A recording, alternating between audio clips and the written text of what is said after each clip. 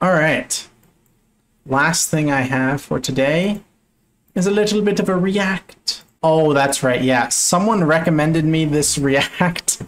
Someone recommended me this react in the Discord, and felt like I had to take a look at it because holy crap, what an absurd concept. This is why the red megalodon is 100 times more dangerous than the megalodon.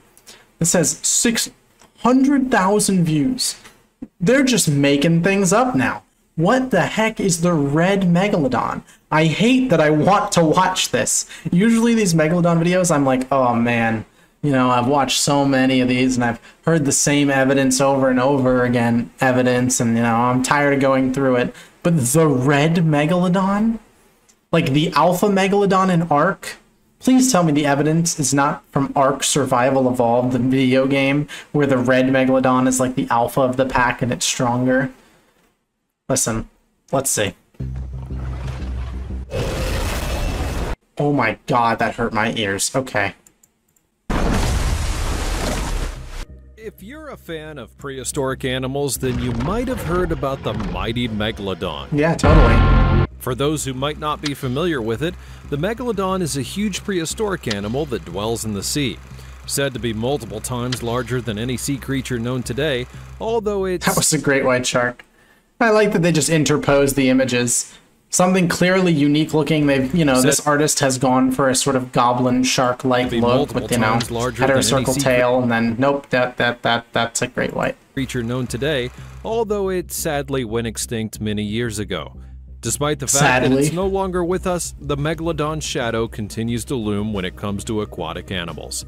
However, you might think that this mammoth of an animal would have been the king of the seas, but new discoveries have shown that there are even larger animals that could have easily dwarfed it in size and for... Wait, is this going to be an educational video? I keep getting hit with these videos lately where the title and concept is so ridiculous, but then it ends up being educational. I kept expecting him when he was like, the megalodon is extinct. I kept expecting him to be like, bazinga! It's not extinct. Actually, it's in the trenches. Yes, the megalodon went extinct 2 million years ago, except for the megalodons that are living in the like, I was expecting that at every moment, and it just didn't happen. Kick back and relax, because I've got all the details for you. What ugly little creatures. As we have a look at creatures that might have been much more dangerous than the megalodon. The baddest dudes in the sea. During its time as an apex predator, the megalodon easily hit 60 feet in size. Easily. And here's the kicker. Some of them were even larger.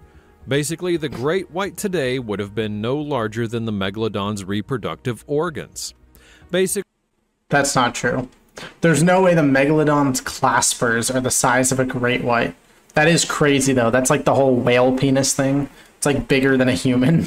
While the massive Tyrannosaurus Rex was the king of the land, the megalodon was the undisputed king of the sea. I'm almost positive they didn't live at the same time. And with such an incredible size, it's no small wonder that the megalodon was such a strong animal.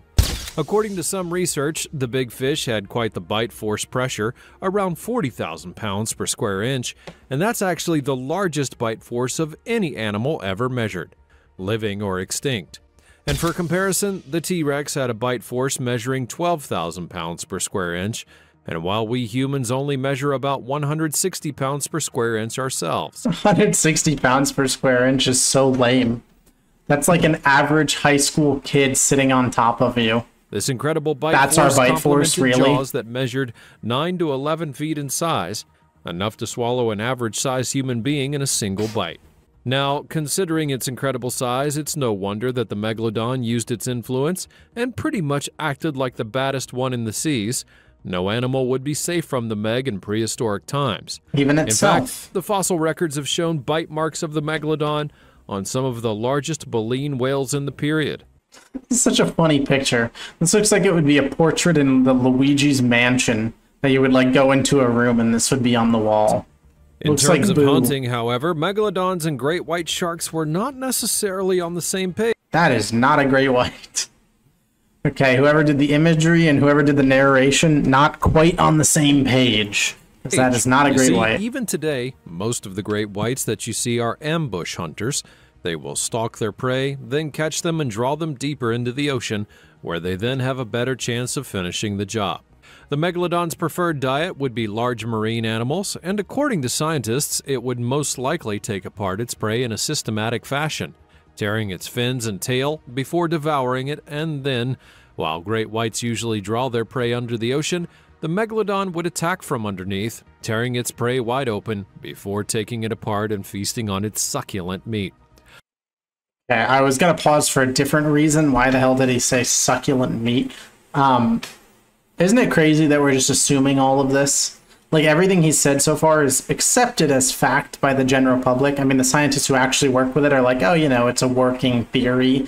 All of this is just theory. It's just assumptions based on fossil records. It's not like we ever watched one hunt. And while, yes, we can get accurate information from fossils, I don't think hunting strategy is necessarily one of those things. While the megalodon was a pretty large and ruthless animal, most scientists claim that it didn't have overly strong bones. They believe that this, along with the natural evolution of the world, must have been the reason why the megalodon went extinct. However, it is worth noting— They say it didn't have strong bones? It didn't have bones at all, bro. It's a shark. It's a shark. It doesn't have bones. What is this, by the way? This is not a megalodon skeleton. They believe that this, along with the natural evolution of the world, must have been the reason why the megalodon went extinct. However, it is worth noting that this might not have been the case. Most shark skeletons have a ton of cartilage, and although their connective tissues effectively disintegrate over time after they die, it could just be a case of not having enough fossil records to know the characteristics. Like many animals of the sea, the megalodon were not homogeneous. You had different variations. Where is the red megalodon? Am I allowed to skip forward? Oh, that's a red fish. Then we have the red megalodon. What? Okay, I was waiting for this to happen. I forgot totally. I thought I was just watching a normal megalodon react, and then I remembered that there's supposed to be a red megalodon in here somewhere. These guys ate pretty much anything and would just as well show up on the scene and have everyone scamper away because they were so huge. Then we have the red megalodon. They were not as large as the gray megalodon, coming in at about 40 to 45 feet in length. What? However, they were actually the more dangerous of the two, interestingly enough.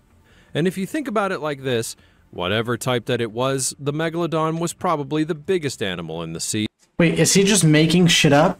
Is he talking about a different species of megalodon that they're assuming was red, and that the default, like, Otodus megalodon that we talked about was always gray? Wait, there's no way we call it there, even if there was a second species of megalodon, which I don't know, I don't study sharks, there's no way that we would call it the red and the gray. I'm so where did this come from? However, that same size is what made the gray megalodon such a formidable force to be reckoned with, and it was also one of its biggest disadvantages. Because these animals were so large, maneuvering in the ocean was quite the challenge, and hunting elusive and fast prey would be almost impossible. To that effect, gray megalodons were mostly lazy and slow, and when they did eventually eat, it would mostly be— That's a whale shark! Where is this information coming from? Gray megalodons. First of all, we've separated megalodons into gray and red ones, which seems like we're talking about, like, I'm not going to point any fingers, but it kind of seems like we're talking about Ark Survival Evolved, the video game. Why is there a whale shark on screen? And where did you get that they're lazy from? The animals that were very— How is a shark lazy? Lazy is a human concept. Slow at evasion. Or perhaps it would just simply bully another animal into eating its food. On the flip side, though, the red megalodon— That is a picture from Ark Survival Evolved. I tried to give the video the benefit of the doubt. What is going on? Was much more agile and quick due to its smaller size. It was able to move underwater easily, hide in almost plain sight, and even hunt some of the quickest— 45 feet, and you're telling me it could hide in plain sight? What are they talking about? And most elusive of prey. And if you want to know the real kicker, due to the disparities in size and speed, the red megalodon could actually snatch food from the mouth of a gray megalodon and run away. It's not like the big guy could give any chase now, is it? Combine this with the fact that red megalodons were still 10 leaps and foot bounds bigger. bigger than most other animals, and you'd see that the world was literally their oyster. Red megalodons had teeth measuring about 8 inches in length, so hunting was never— I have to Google. Maybe I'm stupid, but this is not a thing, right? Ghost Boy, cut this part out. the first thing that comes up is this YouTube video. This is not a thing. There's not a red megalodon. An issue in any sort of way. And another significant reason why the animals were so dangerous was that they had a herd mentality. Okay, normally these YouTube channels make things up, but they make things up subtly. This is the most blatant, just making shit up I have ever seen.